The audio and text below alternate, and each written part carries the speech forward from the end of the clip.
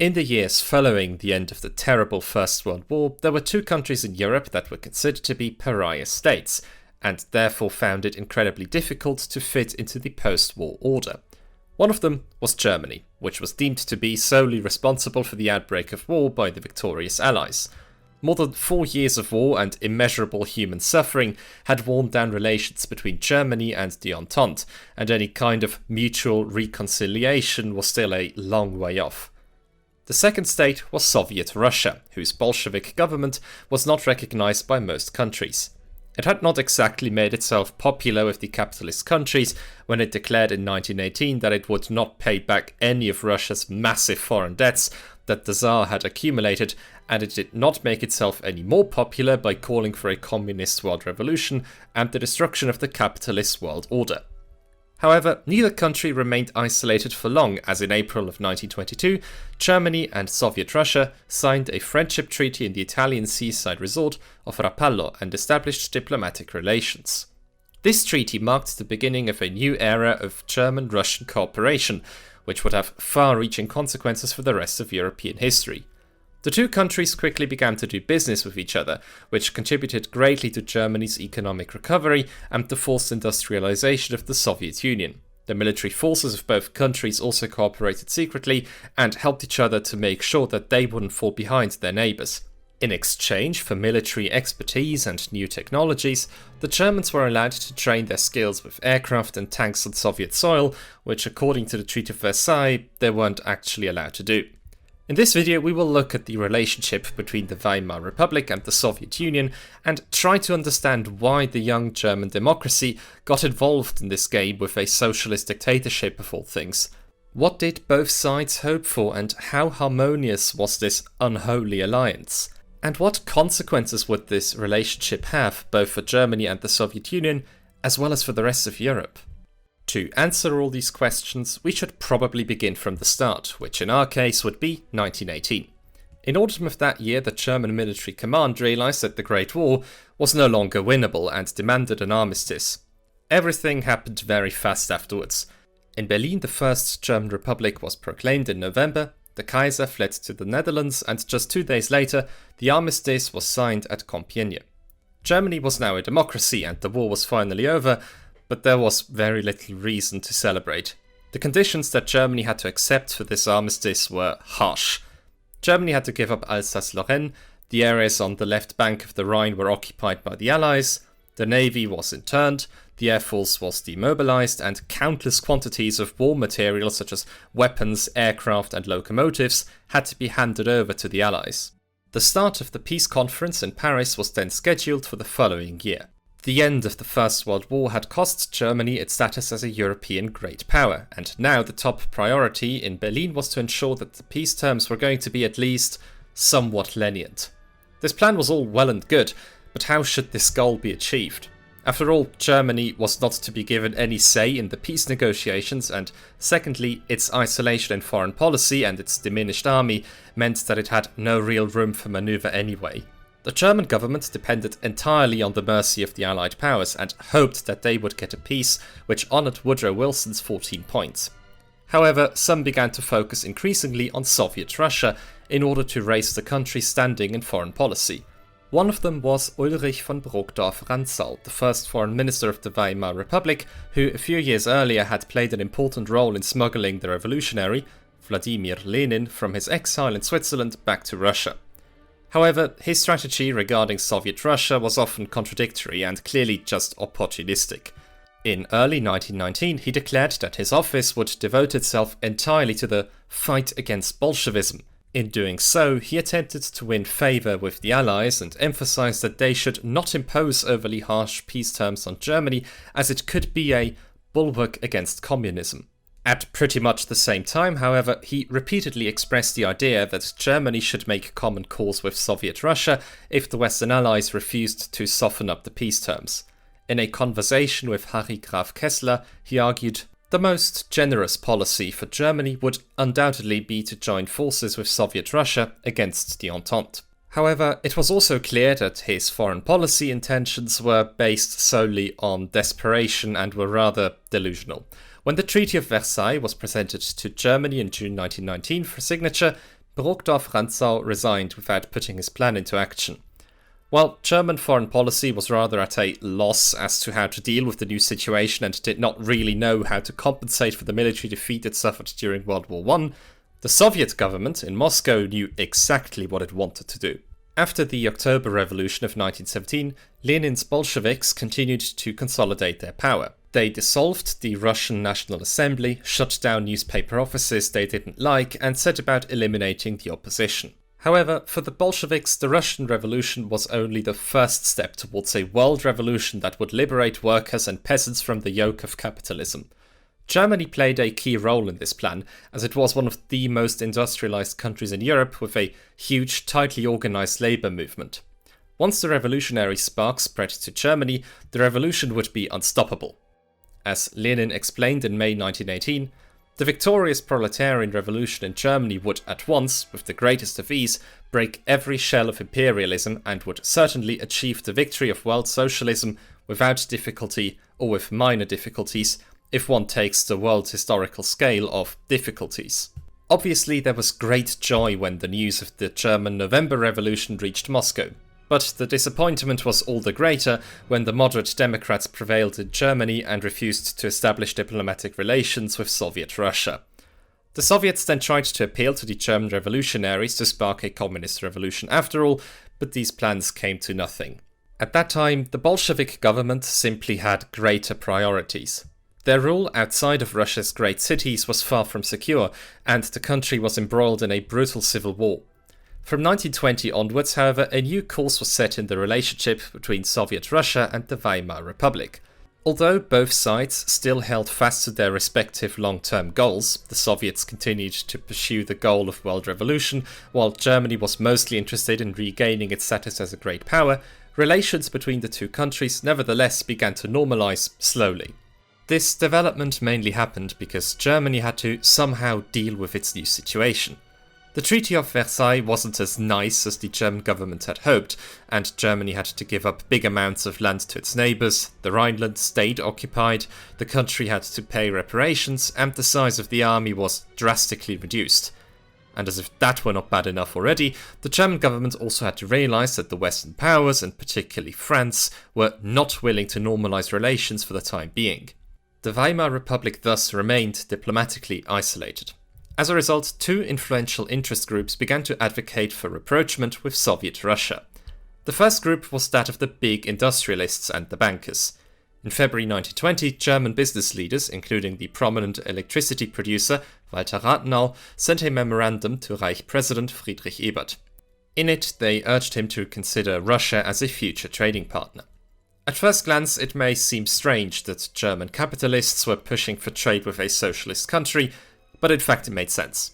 Russia had been one of Germany's most important trading partners before the First World War, and it was important for German industrial circles, which were oriented towards foreign trade, to rebuild this relationship as quickly as possible. In addition, Russia was rich in natural resources that were urgently needed in Germany. The second interest group was the army. In the military, the reduction of the once proud imperial army to just 100,000 men, and the ban on engaging with modern means of warfare such as tanks and aeroplanes, was seen as a massive humiliation. The commander-in-chief of the German army, Hans von Seeckt, wrote in a memorandum to the government that closer ties to Soviet Russia must be established. Only by forming a firm alliance with Greater Russia does Germany have any prospect of regaining its position as a world power, he claimed. These expressions of interest clearly made an impression because in April of 1920, the first step in the cautious German-Soviet rapproachement took place. An agreement was signed providing for the repatriation of around 500,000 prisoners of war and civilian internees to their respective homelands.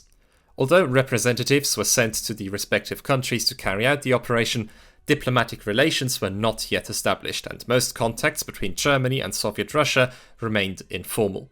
In 1920, there was also an increasing number of diplomats in the German Foreign Office who advocated for a cautious rapprochement with Russia. The most prominent of these was Ago von Malzahn, who would later take over the Russia department. He too argued primarily on economic and foreign policy grounds. According to him, the German economy absolutely needed to get ahead of the Western competition on the Russian market. Improved relations with Russia would also put Germany in a better position to act in foreign policy against the Western powers. Malzahns arguments were well received in the Foreign Office, but there was nevertheless a general consensus that nothing should be rushed. After all, the Weimar Republic had to perform a very difficult balancing act. If it wanted to normalize relations with the Russians, it had to make sure not to step on the toes of the anti-communist governments in France and Great Britain and not provoke them any further. The most important event that would pave the way for the German-Russian rapproachement was the Polish-Soviet War. In the spring of 1920, Polish forces took advantage of the chaos caused by the Russian Civil War and marched into Ukraine. Their commander-in-chief, Józef Piłsudski, had the ambitious goal of greatly expanding the territory of the new Polish Republic and restoring the 18th century borders of the former Polish-Lithuanian Commonwealth. This plan initially went quite well, and the Poles succeeded in taking Kiev, but then the Soviet armies were able to join forces for a counter-offensive under the leadership of Leon Trotsky and advanced as far as Warsaw. The Soviets were on the verge of victory and hoped to spread the socialist world revolution from Poland to Western Europe. For this reason, they rejected an ultimatum by the British, which demanded an immediate armistice and the Soviet recognition of the Curzon border, which encompassed most of the ethnically Polish territories. The war continued, but the tide once again turned immediately afterwards. The Poles managed to decipher the codes of the Soviet army, repel them, and then advance eastwards once again. In March of 1921, the peace treaty between Poland and Soviet Russia was finally signed in Riga, which granted large parts of Ukraine and Belarus to the Polish state. The Polish-Soviet War was significant for two reasons. Firstly, the Soviets realized that the world revolution wasn't going to happen anytime soon. Instead, they now sought to establish closer relations to the capitalist powers and break out of their diplomatic isolation. They needed to do this if they wanted to rebuild the absolutely devastated Russian countryside and to get their economy on its feet again. Lenin justified the new course as follows: "We must understand how to harmonize our activities with the class relations in our country and in other countries so that we are able to maintain the dictatorship of the proletariat in the long term and, albeit gradually, remedy all the hardships and crises that befall us. Only such an approach will be correct and sober." Lenin and the Russian foreign minister, Georgy Chicherin, called the new strategy peaceful coexistence. Secondly, the outcome of the Polish-Soviet War was a factor that brought Germany and the Soviets closer together. Both countries still had a bone to pick with the new Polish state and constantly made revisionary claims against territories which they considered to be rightfully theirs. Even though the Weimar Republic and the Soviet Union never forged joint war plans against Poland, their common enemy did weld them together in many respects. To summarize, it was primarily economic reasons and the absolute necessity to break out of diplomatic isolation that prompted the Germans and the Soviets to conclude a friendship treaty in Rapallo in April 1922. The answers to the questions of how exactly the Treaty of Rapallo came about and who played what role are quite complex and are constantly the subject of heated debates, but I will nevertheless attempt to summarize what happened in a concise way. In Germany, there were three influential figures who sought to align themselves with Russia. We have already met two of them, namely General Hans von Seeckt and diplomat Ago von Malzahn. The third person in the group was the Chancellor himself, Joseph Wirth. This trio was also supported by conservative financial circles, heavy industrialists, and the German military, with the long-term goal of restoring the borders of the German Empire and eliminating Poland as a military threat. This alliance was then further cemented by the outbreak of the Third Upper Silesian Uprising in May 1921, in which Polish insurgents attempted to win as much of highly industrialized Upper Silesia as possible for the Polish state. Joseph Wirth later recalled this moment. "I still remember clearly the council of war in which General von Seeckt used maps to explain the deployment of the Polish army to us. The time had come when we had to consider breaking through the ring of the Treaty of Versailles on one side or the other. The only option left to us to break free was the bold and not unrisky alliance with Russia. I have the honor of having inaugurated this policy together with Ago von Malzahn and General von Seeckt." For the time being, however, the Germans tended to engage in a subversive form of secret diplomacy and preferred to conduct conspiratorial talks with the Soviets.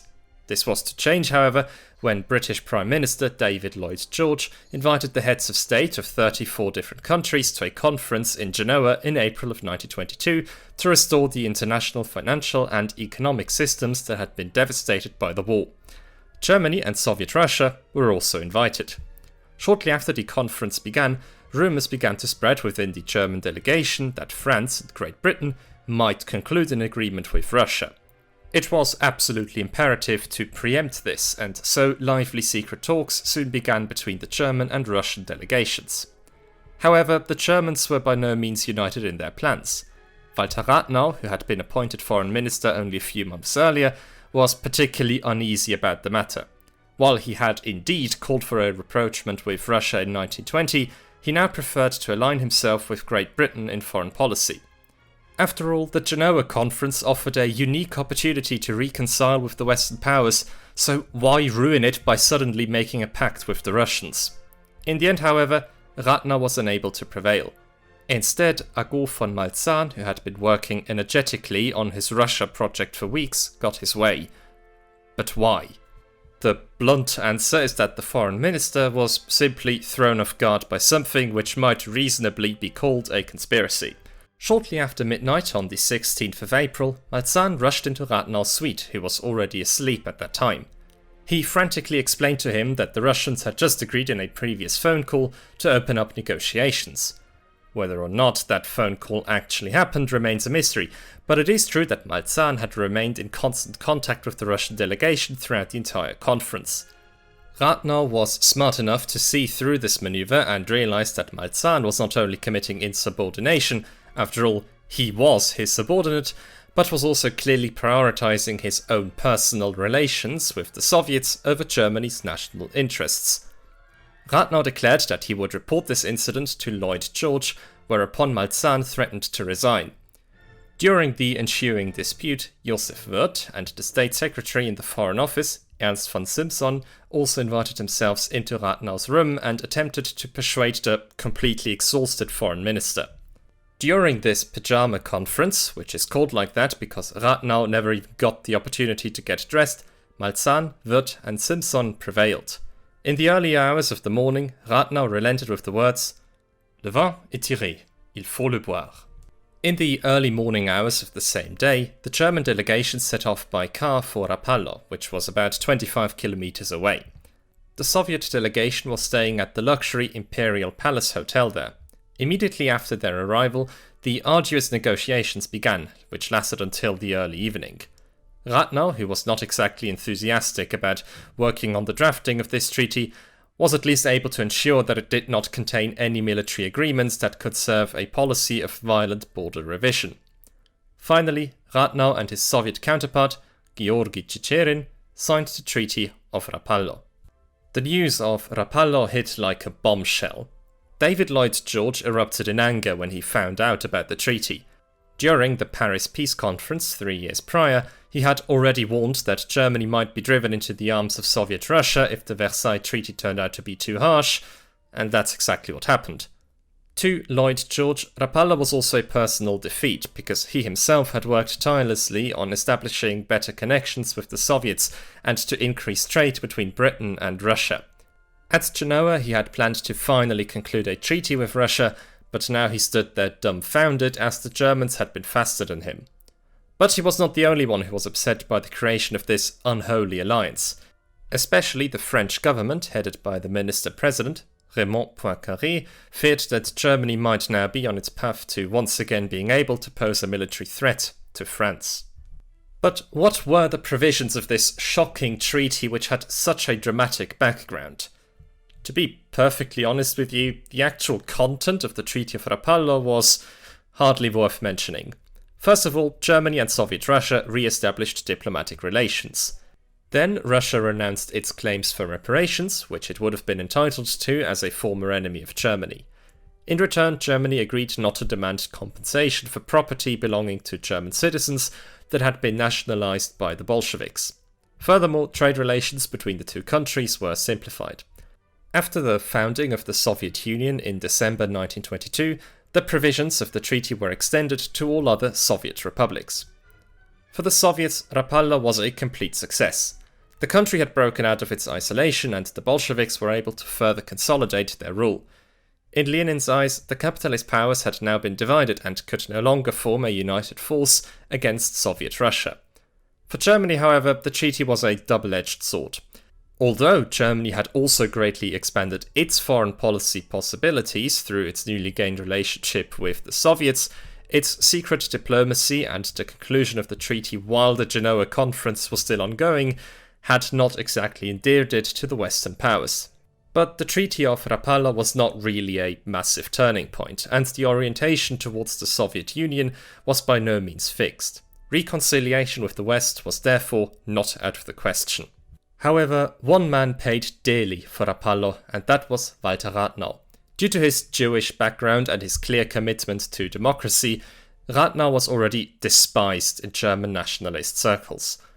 Although he had been very skeptical about rapproachement with the Soviets, he was held responsible for the conclusion of the treaty, and the political right saw Rapallo as proof of an alleged Jewish communist conspiracy. The foreign minister was increasingly bombarded with death threats, and one fateful day, these threats were carried out. On the 24th of June 1922, Rathenau was shot down on his way to work by two cowardly members of a right-wing terrorist unit, the Organisation Konsul. With his death, the Weimar Republic unfortunately lost one of its most capable and intelligent statesmen.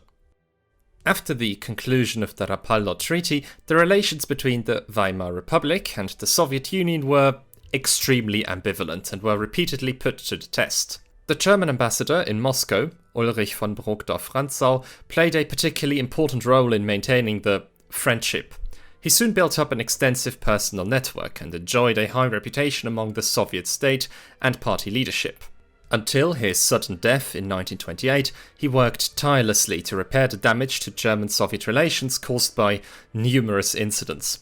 The first scandal occurred in the autumn of 1923, when the Soviet Union unofficially supported a failed communist insurrection in Thuringia and Saxony, which is known as the German October. Brokdorf-Rantzau immediately sat down with Georgy Chicherin to convince him to issue an official Soviet government statement in which they should distance themselves from the German October. Chicherin was convinced and instructed the Soviet ambassador in Berlin, Nikolai Kristinsky, to improve bilateral relations with the Germans. In the end, Brokdorf-Rantzau also succeeded in persuading the government in Berlin not to sever ties with Moscow for the time being. No sooner had this conflict been resolved than the next problem arose. In October 1924, three naive German students, Karl Kindermann, Theodor Wolst and Maxim von Dittmar, were arrested on suspicion of espionage during a trip through the Soviet Union. At almost the exact same time, a sensational high treason trial was taking place in Leipzig against an alleged extensive secret communist terrorist organization, the German Cheka. A Soviet citizen of Latvian origin, Waldemar Rose, was also involved and was sentenced to death by the court. In order to save Rose from the news, the Soviet authorities turned the case of the arrested German students into a spectacular trial. They began to make absurd allegations and even accused an employee of the German embassy, Gustav Hilger, of being involved in alleged assassination plans against Joseph Stalin and Leo Trotsky. Once again, it was time for the diplomats to step in. Nikolai Kristinsky contacted his superiors and argued that they should not jeopardize German-Soviet relations with such blackmail tactics. In the end, an agreement was reached once again. Hilger was rehabilitated, and the German students who had been sentenced to death were exchanged for Waldemar Rose. Nevertheless, at this point, German-Soviet relations were strained, and Gustav Stresemann, German foreign minister since 1923, was becoming increasingly less enthusiastic about rapproachement with Moscow. He commented sarcastically, "Whenever it negotiates with Germany, Moscow stages a diplomatic incident. I am beginning to be confused about the intentions of the Soviet government." Stresemann had always been a friend of the Western orientation, and his primary goal was to reconcile with France and Great Britain. In October of 1925, he concluded the Treaty of Locarno with the Western European countries. This treaty guaranteed the western borders, and Germany, France and Belgium agreed not to use military force against each other. A year later, Germany was also admitted to the League of Nations. This sparked concerns in Moscow that Germany might distance itself from Rapallo and conspire with the Western powers against the USSR. Brokdorf-Rantzau was also not exactly happy, as he believed that the Treaty of Versailles could only be revised through an alliance with the Soviet Union. But Stresemann was determined to pursue his western course and refused to be dissuaded. Nevertheless, he did not abandon his ties with the Soviet Union and signed the Treaty of Berlin in April of 1926. It confirmed the provisions of Rapallo, and both countries guaranteed that they would maintain mutual neutrality in the event of war against a third country. German-Soviet relations were put to the test once again in the late 1920s with the rise of Joseph Stalin. After Stalin assumed almost complete power over the Soviet Union in 1927, a phase of violent collectivization of agriculture, the establishment of a state-command economy, and the first show trials against alleged traitors and conspirators began. One of these trials was the so-called Schachte trial. In it, 53 engineers and managers of the coal mines in the Donetsk city of Schachte were accused of sabotaging the Soviet economy. The aim was to find those responsible for the less than satisfying progress of forced industrialization. All the suspects were tortured, and after they had made their confessions, 11 of them were sentenced to death. Among the accused were 5 German citizens. Brokdorf-Rantzau threw all his weight into the balance one last time to at least free the Germans from the show trial. Only after he threatened to resign did the Soviet authorities give in. Although there was great outrage in Germany over the trial, there was no distancing from the Soviet Union. This was simply because, despite the ideological differences and all the incidents, the German-Soviet partnership proved to be extremely beneficial for both sides, especially in economic and military terms. Let's start with the economic benefits. Before the war, Russia had been Germany's greatest supplier of natural resources and one of the most important sales markets. Accordingly, German industrial circles soon insisted on reviving economic relations with Russia, regardless of whether it was socialist or not. The Ruhr industry hoped to export its machinery and means of production. The Upper Silesian industry urgently needed Russian iron ore, and the chemical industry also sensed massive profits. Russia became even more attractive when Lenin implemented the New Economic Policy in 1921. This led to the Soviet economy becoming partially decentralized and some private companies being allowed to operate. The previous economic experiment of complete state control had failed, and Lenin hoped to grant Russia a new boost by partially liberalizing the economy. But even though the Treaty of Rapallo provided the framework, it took some time for economic relations between the USSR and Germany to facilitate.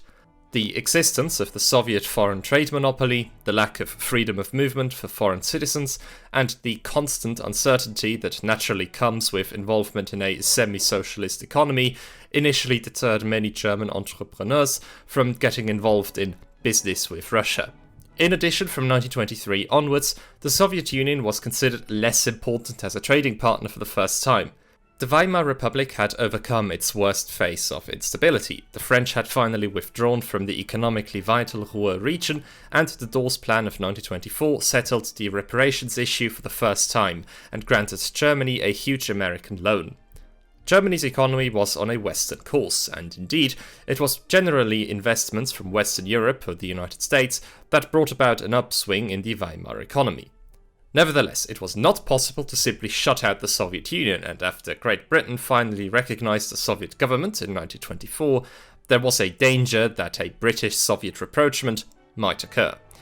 And so, in October 1925, the two countries signed a joint trade agreement that was intended to finally get economic relations off the ground.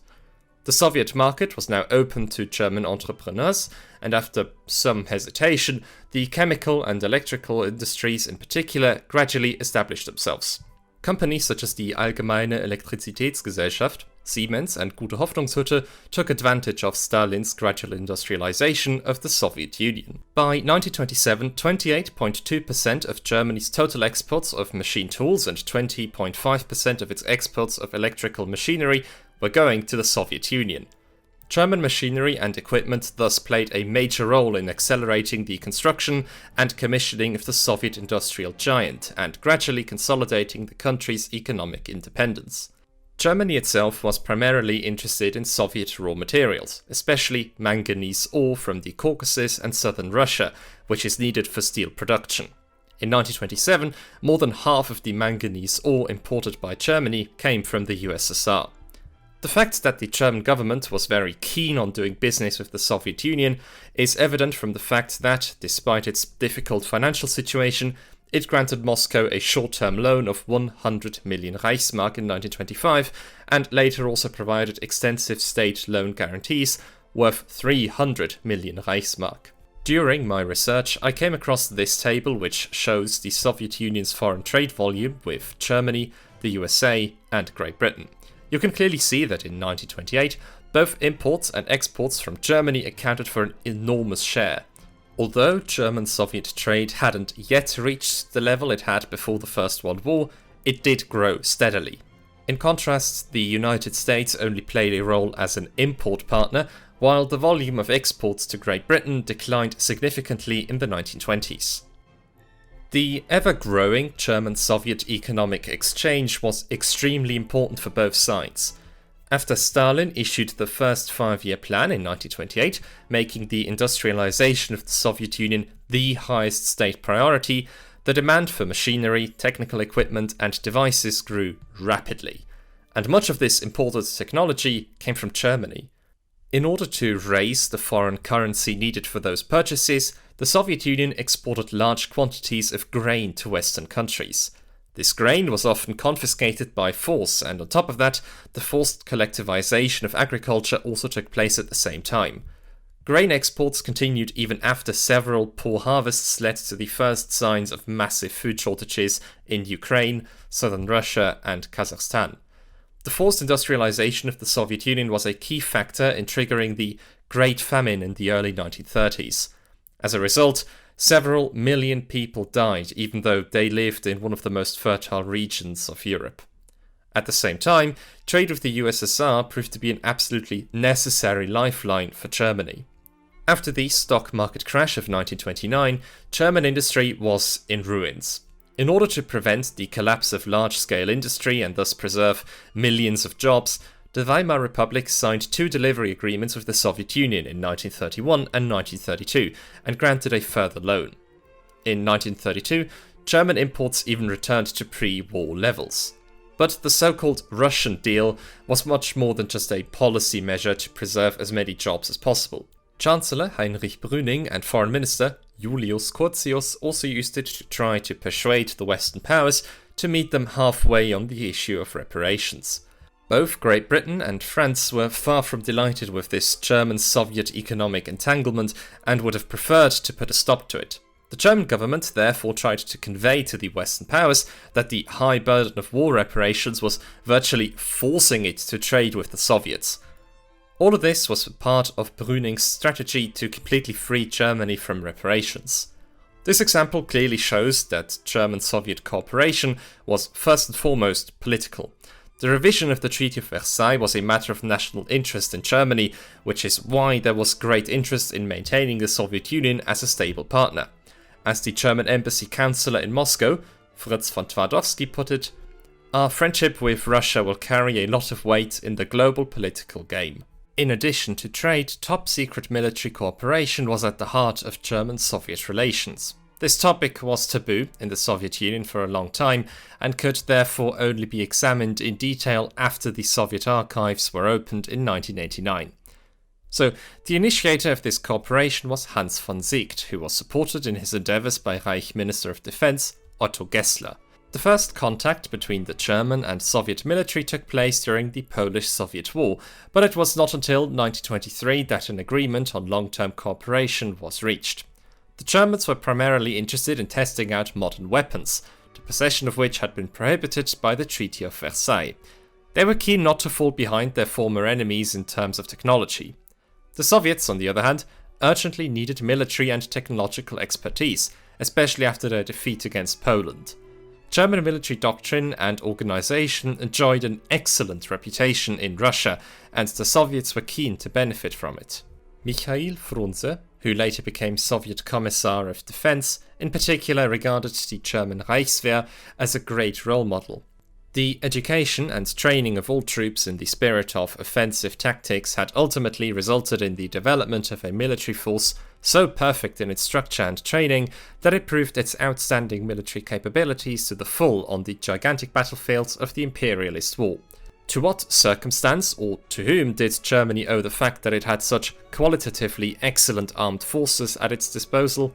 By training its army on the basis of a uniform military doctrine, which was created in accordance with the conclusions of the art of war.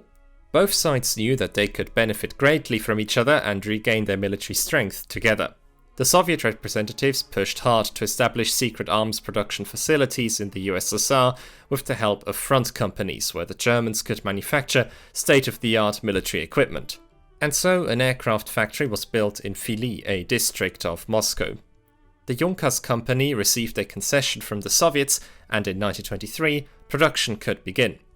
A production facility for mustard gas was to be built near Samara. The German chemical expert Hugo Stolzenberg, who had opened the poison gas valves as Fritz Haber's assistant at Ypres in 1915 during the First World War, played a key role in its planning.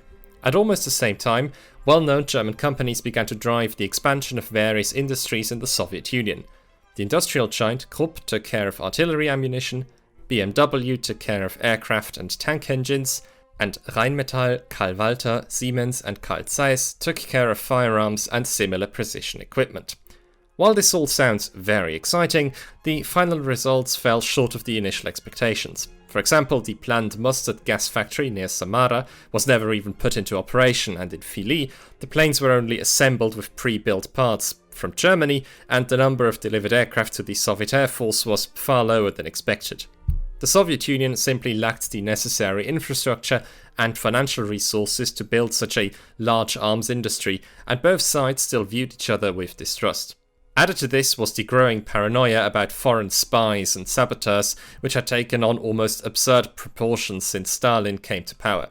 During the Schachte trial, Stalin even considered unilaterally terminating military cooperation, but the Soviet ambassador in Berlin, Nikolai Kristinsky, managed to dissuade him. But there were also problems on the German side. Foreign Minister Gustav Stresemann was less than enthusiastic about Germany's involvement with the Soviet Union and tried to keep military cooperation to a minimum. Regardless of his personal policy towards the USSR, the fact that the secret cooperation couldn't be kept a secret probably also played a role. On the 3rd of December 1926, the Manchester Guardian revealed the illegal rearmament, and the news caused a huge uproar in both Germany and Western Europe. As a result of this revelation, Chancellor Wilhelm Marx's government was toppled by a vote of no confidence just a few months later. Eventually, however, the bilateral military relations picked up speed again, as they were simply too valuable from a strategic point of view to be abandoned. From that point on, the cooperation between the German and the Soviet army continued and remained an open secret. The years between 1927 and 1932 were the pinnacle of German-Soviet military cooperation. 3 training centers played a particularly important role in this regard. The first was the flight center near Lipetsk. There, German pilots were able to hone their flying skills on 64 different types of aircraft, assisted by Soviet support staff. Gradually, however, the flight center became more and more a place where newly developed weapons and equipment were tested, with bombers being of particular interest. This culminated in 1931 in a huge joint air exercise in which German fighter planes rehearsed an attack on a group of Soviet bombers. The Germans would have to apply the knowledge they gained there often enough a few years later during the Second World War. The trained pilots played an important role in the later German Air Force, and many later became instructors or even generals. The second training center was located near Kazan and focused on tanks. In the summer of 1929, the first 6 tank prototypes arrived there from the development workshops of Krupp and Rheinmetall, disguised as tractor orders. At the Kazan school, German and Soviet officers learned how to use this technology together and improve their skills. The third large training facility was located near Volsk, where the use of poison gas was practiced on a large site under the codename Tomka. However, Volsk remained purely a research and testing facility, where only scientists and technical support staff worked. Overall, these 3 training centers were a great success. In 1928, Werner von Blomberg, head of the Troop Office, wrote in an inspection report, "Their great value for our armament is beyond doubt. Making full sense of them is of vital interest from an armament point of view." Overall, German-Soviet military cooperation paid off for both sides. Both armies had helped each other to grow stronger. Soviet General Mikhail Tukhachevsky even went so far as to praise the Reichswehr as the teacher of the Red Army in difficult times. But cooperation with the Soviets was also essential for the Germans. The National Socialists would never have been able to carry out their secret rearmament program if they hadn't had tried and tested aircraft and tank models that they could put into production. Ironically, the Soviets had thereby promoted the military strengthening of a country that would wage a war of annihilation against them only a few years later, and the Germans had transferred their military knowledge to an army that would later defeat them. Ultimately, however, the Rapallo era and the cautious German-Soviet cooperation that accompanied it did not last long. On the 30th of January 1933, Adolf Hitler was appointed Reich Chancellor, and shortly thereafter, the National Socialists took over unrestricted power in Germany. This meant that a movement had now come to power that made the fight against international communism a central tenet of its ideology. After the Reichstag fire in February, fundamental democratic rights were suspended and a witch hunt against communists began. Thousands of German communists and other opponents of the regime were persecuted and murdered in the course of the following years. Hitler never made a secret of the fact that he wanted to wage a war against the Soviet Union in the near future in order to expand the living space of the German people and wipe out Marxism. Soon after the Nazi seizure of power, there were violent attacks on Soviet trade missions in Hamburg and Leipzig. The German Soviet oil company, Derop, was occupied by the SA, and the correspondent of the Soviet newspaper, Izvestia, was arrested. Moscow was extremely concerned about all this, but the Soviets nevertheless tried to avoid any escalation. The Rapallo system was far too important to the Soviets, and the economic and military benefits of German-Soviet cooperation were far too significant to be simply thrown overboard. Stalin was optimistic and assumed that the radical mood within the NSDAP would soon subside. At some point, Hitler would surely come to his senses, and then everything would be as it was before. The Soviet foreign minister, Maxim Litvinov, assured German diplomats that the Soviet Union would stay out of Germany's internal political affairs. "What business is it of ours if you shoot your communists?" he told them. However, Soviet hopes were not to be fulfilled, because Hitler was cut from a very different cloth than Stalin. Although both dictators were equally brutal and cruel, they differed greatly in character. Stalin was a ruthless, power-hungry man with psychopathic traits who knew only violence as a political tool, and for whom the end justified the means, whatever the cost may be. He adhered only loosely to communist teachings and displayed a high degree of pragmatism. Hitler, on the other hand, was a thoroughly ideological person and downright obsessed with his ideas.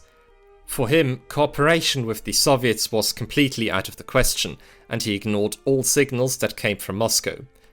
In the autumn of 1933, Herbert von Dirksen, the long-standing German ambassador in Moscow, was transferred to Tokyo. He ended his last report from Moscow with the sentence, "The Rapallo chapter is closed." First, military cooperation was terminated. In May 1933, Tomka was terminated, and a month later, the Germans closed the flight school near Lipetsk. Trade also slumped. Whereas Germany had been the Soviets' largest foreign trade partner in the early 1930s, by 1938 it had fallen to 5th place. Instead, the USSR increased its economic relations with Western European countries, such as Great Britain, Holland, and Belgium. Germany and the Soviet Union became deeply estranged from one another, and in January 1934, the Nazi regime even signed a non-aggression pact with Poland, their former common enemy. Nevertheless, there was another rapproachement in August of 1939, when Hitler and Stalin agreed to divide Eastern and Central Europe between themselves and signed a non-aggression pact. The question that arises here, of course, is what preparatory work had been done by the Weimar Republic and the Soviet Union to bring this about. In my opinion, it is a mistake to draw a direct line from the Treaty of Rapallo to the Hitler-Stalin Pact. This would mean looking at the whole story from its end and seeing a form of inevitability that never actually existed. Even before the Nazis had seized power, German-Soviet relations were characterized by constant ups and downs. Neither side allowed itself to become too involved with the other, and there were several serious conflicts that threatened to destroy the entire cooperation. The German government maintained a cautious distance from its Soviet partner and consistently attempted to align itself more closely with the West, which it largely succeeded in doing. Nevertheless, cooperation with the USSR proved to be extremely useful, which is why numerous interest groups, such as the industrialists and the army, argued in favour of it. Ultimately, however, cooperation between the Weimar Republic and the Soviet Union remained purely functional. This functionality went out of the window after the Nazis seized power, when ideological reservations gained the upper hand. But then functionalism reasserted itself again in late summer 1939 after the British and French had failed to involve the Soviet Union in a common defense strategy against Germany. Germany and the Soviet Union simply had more to offer to each other. Hitler needed to secure his back in the east, while Stalin sensed easy prey. Relations remained fairly good until Hitler reverted to his worldview and, against all reason, launched a war against the Soviet Union in June 1941. Whatever one may think of the Treaty of Rapallo and German-Soviet cooperation until 1933, they remain a highly fascinating episode in post-war European history, which demonstrate how two completely different political systems can find common ground and work together, for better or for worse. Alright then, dankeschön for watching until the end. As you might know, making these videos is very difficult and time-consuming, so if you want to make sure that I make more of them, please consider supporting me on Patreon. In exchange, you'll get access to a Patreon-exclusive Discord server and, depending on your tier, a number of other sweet benefits, like early access to my videos. In any case, I want to thank my invaluable supporters, without whom none of this would be possible. Marius Gerling, Lieder Titan, Der dicke Flipper, Ich liebe Emden und Groningen, Maurice Lopez, Lucy Tara I, Rabjenka Horatska, A Cup of Tea, Tristan Kriegsmann, Ryan Layton, Celestia, the Grand Duke of Sealand, Luca Drohle, Vidve, Pseudoriser, Lyle Furphy, Yin, Big Dave, Folling, Third Hand Bone, and Johnny No Cash. Have a very nice day, and I'll see you next time.